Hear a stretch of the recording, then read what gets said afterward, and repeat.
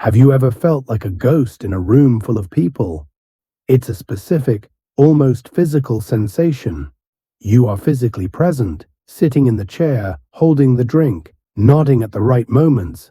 But mentally, you are hovering somewhere above the scene, watching the interactions unfold as if you are viewing a film rather than participating in reality.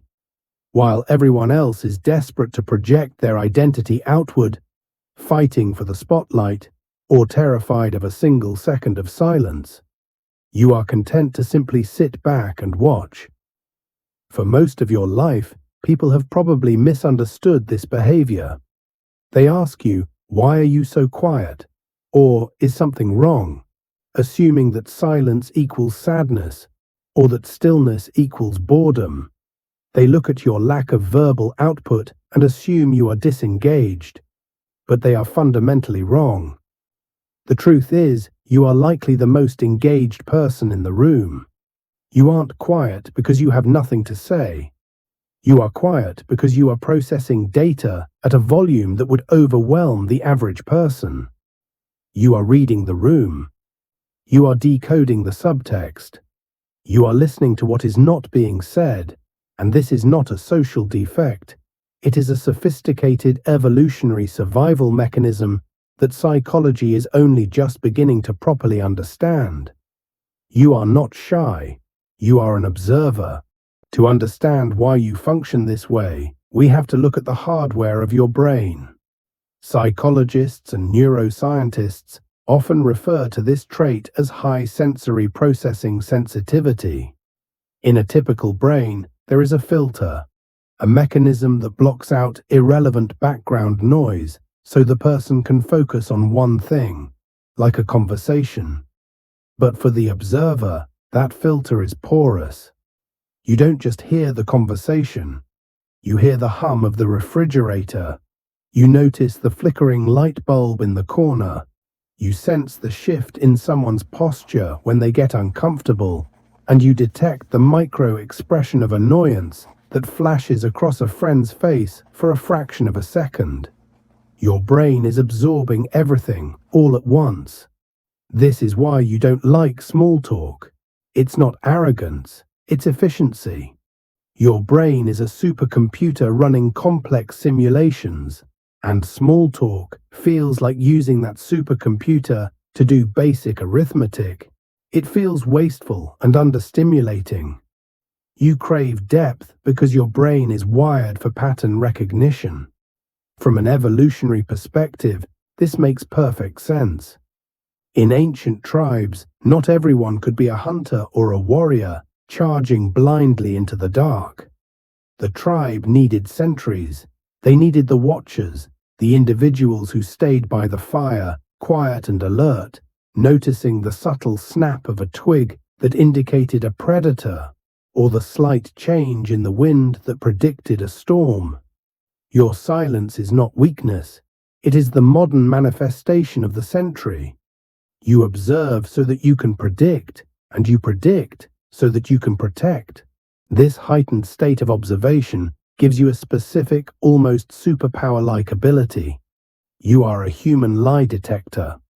Because you spend more time watching than talking, you have built a massive internal library of human behavior. You notice the disconnects that others miss. You see when someone's smile doesn't reach their eyes. You hear the false confidence in a person's voice when they are trying to sell you something. You can sense when a person is dangerous long before they have done anything wrong. This is often why you might feel a sudden, unexplained ick or repulsion towards certain charismatic, popular people. Everyone else loves them, but you see the cracks in the mask. You see the narcissism they are hiding behind the charm. And the hardest part? It is often difficult to explain this to others. If you try to warn your friends, they might say you are being judgmental or paranoid. But time and time again, you are proven right. 6 months later, when that person reveals their true colors, you aren't surprised. You saw it in the first 5 minutes. This ability, however, comes with a cost. It can make you cynical. it can make it hard to trust.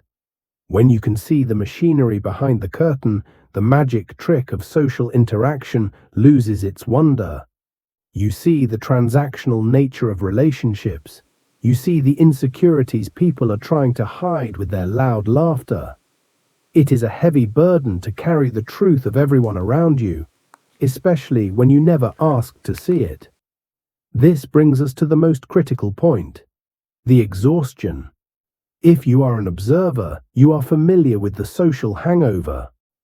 After a night of socializing, even if it was fun, you feel a bone-deep exhaustion that sleep alone cannot fix. This happens because while everyone else was just hanging out, you were subconsciously performing a high-level psychological analysis of every interaction.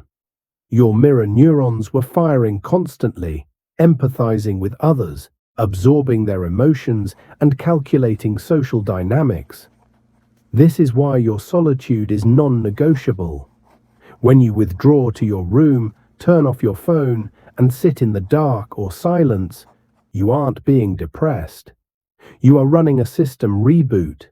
You are clearing the cache of your brain.